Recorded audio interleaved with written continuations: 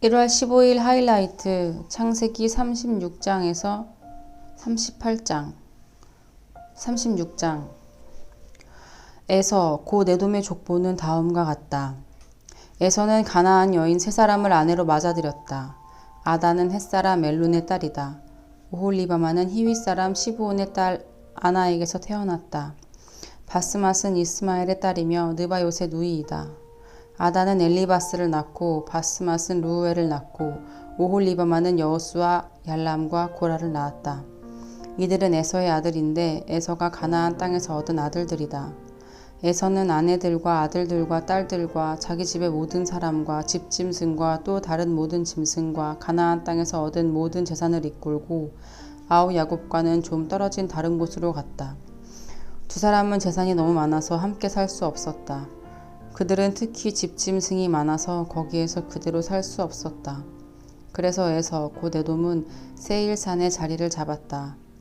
세일 산간 지방에 사는 에돔 사람의 조상 에서의 족보는 다음과 같다. 에서의 아들들의 이름은 다음과 같다. 에서의 아내 아다가 낳은 아들은 이름이 엘리바스이고 에서의 아내 바스맛이 낳은 아들은 루우엘이다. 엘리바스가 낳은 아들은 대만과 오말과 스보와 가담과 그나스이다. 에서의 아들 엘리바스와 그의 첩 딥나 사이에서는 아들 아말렉이 태어났다. 이들은 에서의 아내 아다가 낳은 자손이다. 르우엘이 낳은 아들은 나핫과 세라와 심마와 미사이다. 이들은 에서의 아내 바스맛이 낳은 자손이다.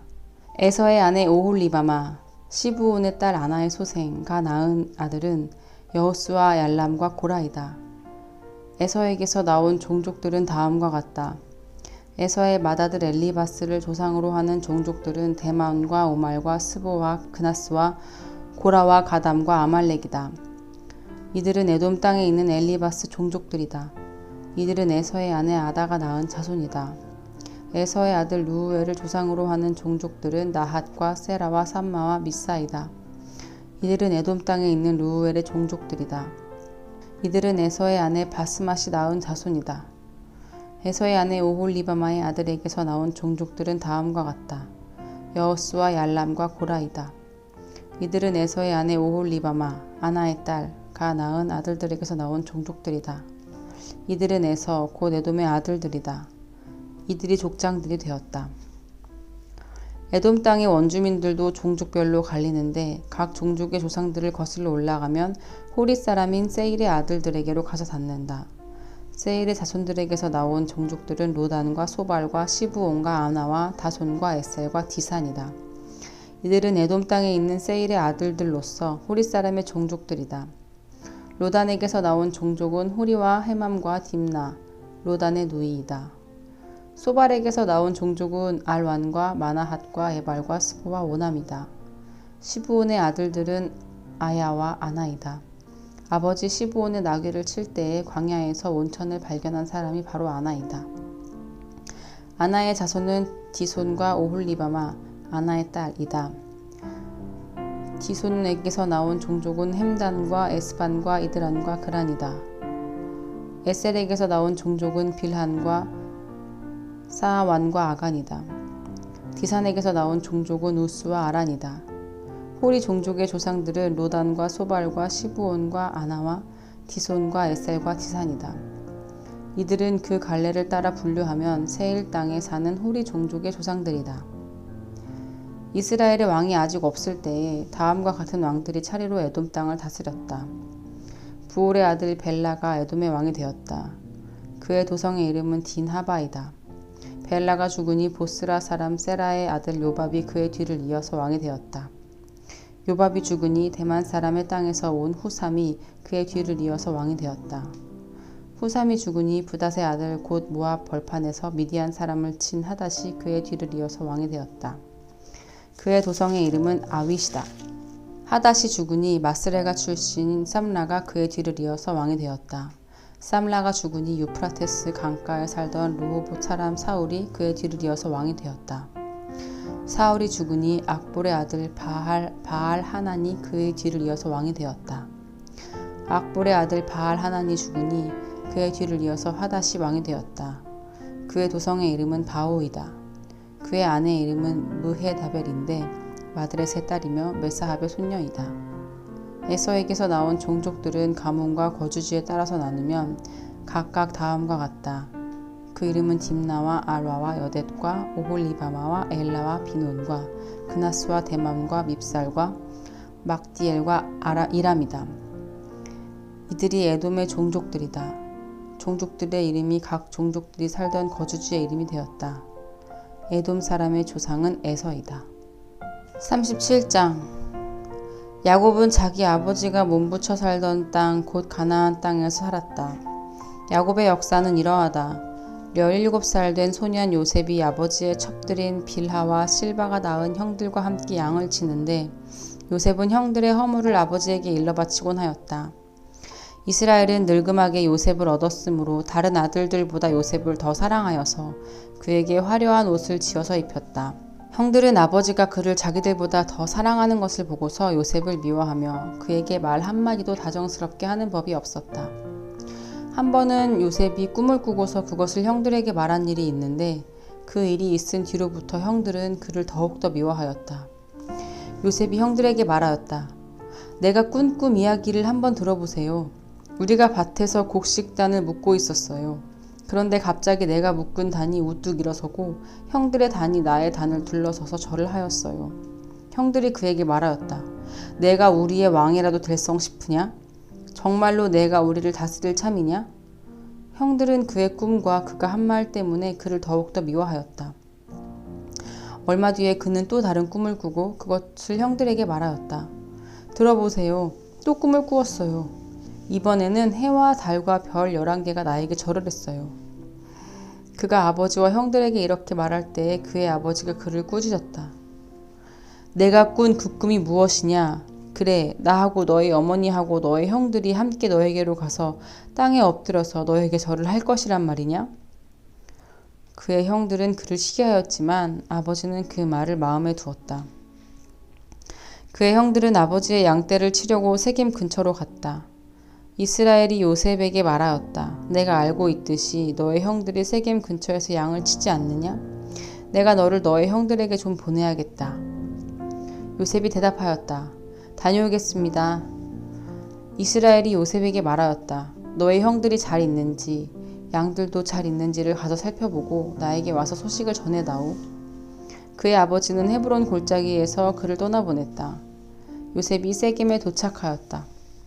어떤 사람이 보니 요셉이 들에서 헤매고 있었다. 그가 요셉에게 물었다. 누구를 찾느냐? 요셉이 대답하였다. 형들을 찾습니다.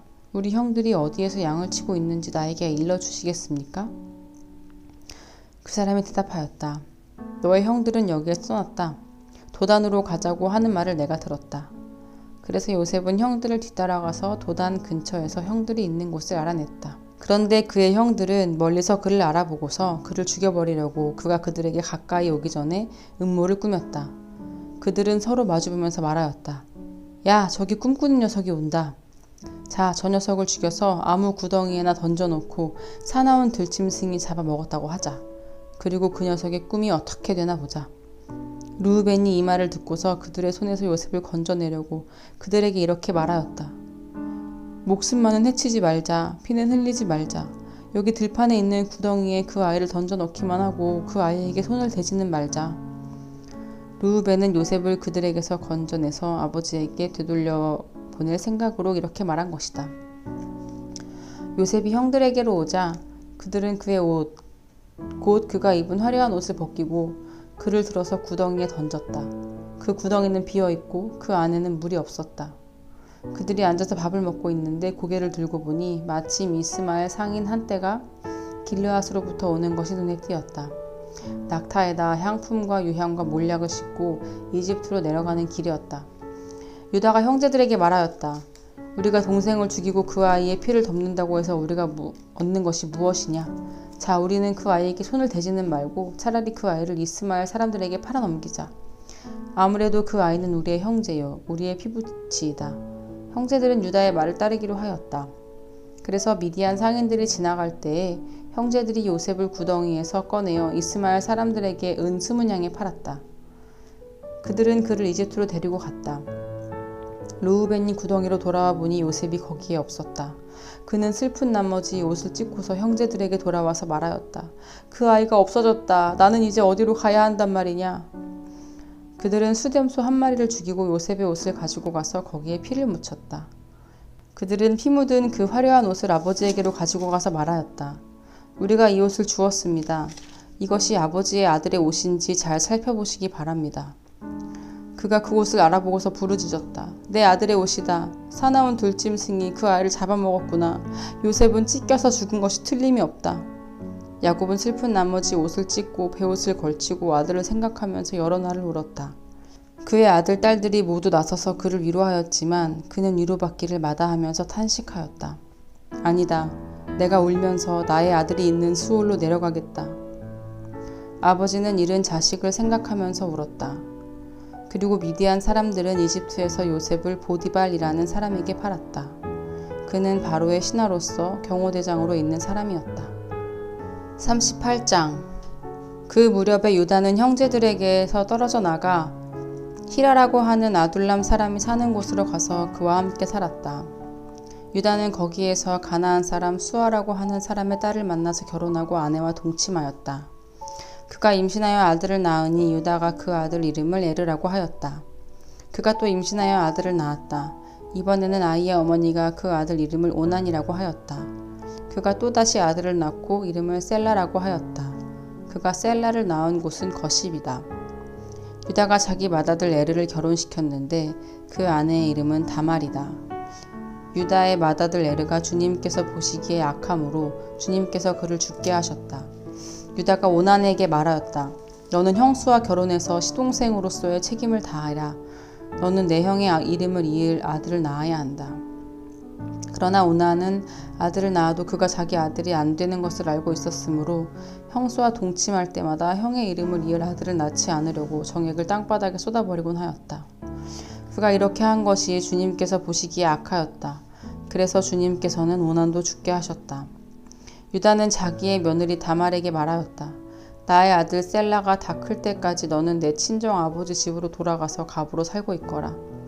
유다는 셀라를 다말에게 주었다가는 셀라도 제 형들처럼 죽을지도 모른다고 생각하였다.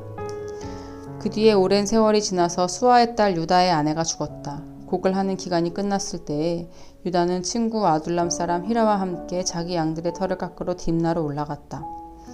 다말은 너의 시아버지가 양털을 깎으러 딥나로 올라간다 하는 말을 전해 듣고서 과부의 옷을 벗고 너울을 써서 얼굴을 가리고 딥나로 가는 길에 있는 에나임 어귀에 앉았다. 그것은 막내 아들 셀라가 이미 다 컸는데도 유다가 자기와 셀라를 짝지어 주지 않았기 때문이다. 길을 가던 유다가 그를 보았지만 얼굴을 가리고 있었으므로 유다는 그가 창녀인 줄 알았다. 그래서 유다는 그가 자기 며느리인 줄도 모르고 길가에 서 있는 그에게로 가서 말하였다. 너에게 잠시 들렸다가마 자 들어가자. 그때 그가 물었다. 저에게 들어오시는 값으로 저에게 무엇을 주시겠습니까? 유다가 말하였다. 나의 가축대에서 새끼 염소 한 마리를 보내마. 그가 물었다. 그것을 보내실 때까지 어떤 물건이든지 담보물을 주시겠습니까? 유다가 물었다. 내가 너에게 어떤 담보물을 주랴? 그가 대답하였다. 가지고 계신 도장과 허리끈과 가지고 다니시는 지팡이이면 됩니다. 그래서 유다는 그것들을 그에게 맡기고서 그에게 들어갔는데 다말이 유다의 아이를 임신하게 되었다. 다말은 집으로 돌아와서 너울을 벗고 도로 과부의 옷을 입었다. 한편 유다는 자기 친구 아둘람 사람 편에 새끼 염소 한 마리를 보내고 그 여인에게서 담보물을 찾아오게 하였으나 그 친구가 그 여인을 찾지 못하였다. 그 친구는 거기에 사는 사람들에게 에나임으로 가는 길가에 서 있던 창녀가 어디 있느냐고 물었다.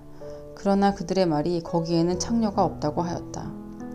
그는 유다에게 돌아가서 말하였다. 그 여인을 찾지 못하였네. 그보다도 거기에 사는 사람들이 그러는데 거기에는 창녀가 없다고 하네. 유다가 말하였다. 가질 테면 가지라지 잘못하다가는 창피만 당하겠네. 어찌하였든지 나는 새끼 염소 한 마리를 보냈는데 다만 자네가 그 여인을 찾지 못한 것뿐일세. 석 달쯤 지난 다음에 유다는 자기의 며느리 다말이 창녀짓을 하여 임신까지 했다는 소문을 들었다. 유다가 명하였다. 그를 끌어내서 화형에 처하여라. 그는 끌려 나오면서 시아버지에게 전가를 보냈다. 저는 이 물건 임자의 아이를 배웠습니다. 하고 말하였다. 다말은 또 말을 계속하였다. 잘 살펴보십시오. 이 도장과 이 허리끈과 이 지팡이가 누구의 것입니까? 유다는 그 물건들을 알아보았다. 그 아이가 나보다 옳다. 나의 아들 셀라를 그 아이와 결혼시켰어야 했는데 하고 말하였다. 유다는 그 뒤로 다시는 그를 가까이 하지 않았다. 다말이 몸을 풀 때가 되었는데 태 안에는 쌍둥이가 들어있었다. 아기를 막 낳으려고 하는데 한 아기가 손을 내밀었다. 산파가 진홍색 실을 가져다가 그 아이의 손목에 감고서 말하였다. 이 아이가 먼저 나온 녀석이다. 그러나 그 아이는 손을 안으로 다시 끌어들였다. 그런 다음에 그의 아우가 먼저 나왔다. 산파가 어찌하여 내가 터뜨리고 나오느냐 하고 말하였다. 그래서 이 아이의 이름을 베레스라고 하고 그의 형, 곧 진홍색 실로 손목이 묶인 아이가 뒤에 나오니 아이 이름을 세라라고 하였다.